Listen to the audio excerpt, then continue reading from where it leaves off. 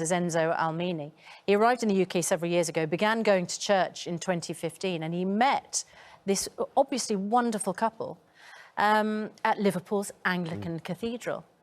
2 years later, in 2017, he was made homeless and the couple took him in. He was desperate. Very positive conversation. She didn't know where he was living. She said, it's horrible to watch that footage of him in the car, seeing it burst into flames. Watching that replay has been very difficult for us. We loved him. Mm. And what could it be? That car is not the man that they believed that they knew. He was always ready to help with anything we needed, she said. He would help me in the yard a lot. Something clearly happened from to now, because she says he was devoted to Christianity. That couple... It was a very upsetting episode because, of course, we'd done no such thing. Later, he apologised profusely. It was the only time we had any sort of run-in with him.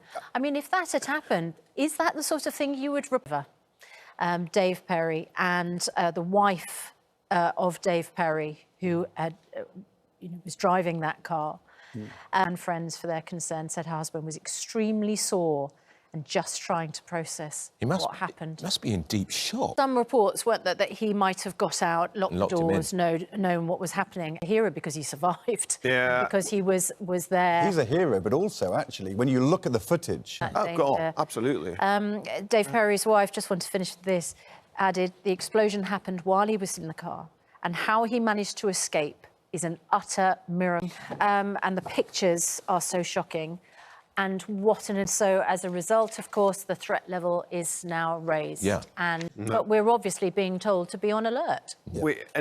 Look, we're in Southend. Rang our kids and... Which is when MPs are able to see constituents face-to-face to deal with problems that sometimes we overlook in the hurly-burly. Just one entrance. That's right. Hospitals have, many makes you realise how vulnerable they are as places, because they're obviously open to the public. A lot on trust, don't we? And perhaps, as you say, Kevin, when an act of terror happens, human nature and our safety be shaken to the point where we're utterly paranoid, and scared. But we must be careful. But right, Dr. Hillary. Good morning. It's just gone 6:30. Welcome to the programme.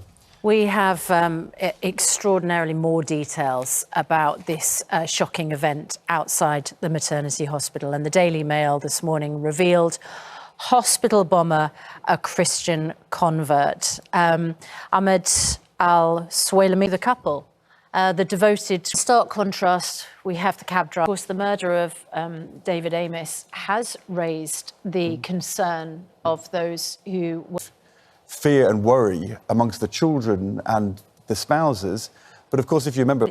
we've had a pandemic during which we've been able to see each other by Zoom. So there is an obvious alternative to run your surgery, as it's called, of Parliament. Is it not possible for MPs to be safer and do those constituency surgeries on Zoom? You don't have to do them on Zoom, but... when I was a Member of Parliament, I would see anybody, but first of all, they'd be in touch with my office, there'd be a conversation. Never avoid that. The trouble is, it's not actually the surgery, it's... How do I live my life? Exactly, I can't do the job. Did you ever feel threatened when you were an MP?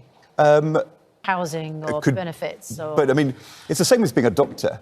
You have your kind of, every Member of Parliament, even before these events, would always want to make sure the...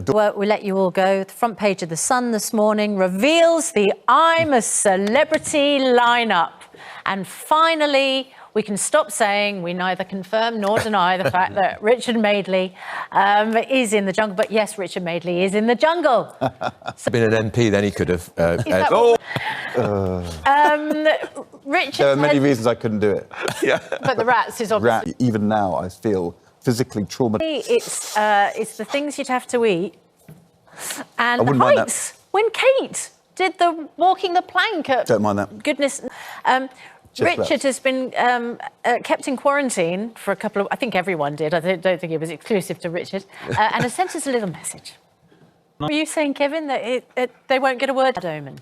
But new shoes on the table? Oh, yeah. I hope he'd worn them once, Yes. at least, before they were there. 6:52 still to come following England's double-figure victory to secure their place in the World Cup. We're speaking to former manager and player Glenn Hoddle about dealing with the huge pressure on and off the pitch. You're watching Good Morning Britain on ITV. Thanks all. Good luck. Jules Holland is here.